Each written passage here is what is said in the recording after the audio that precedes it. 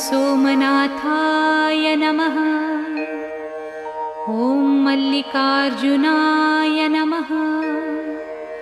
ॐ महाकालेश्वराय नमः। ॐ ओंकारेश्वराय नमः। ॐ वैद्यनाथाय नमः। ॐ भीमशंकराय नमः। ॐ रामेश्वराय नमः। ॐ नागेश्वराय नमः।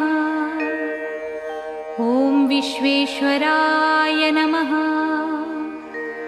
ॐ त्र्यंबकेश्वराय नमः। ॐ केदारेश्वराय नमः। ॐ भुस्मेश्वराय नमः।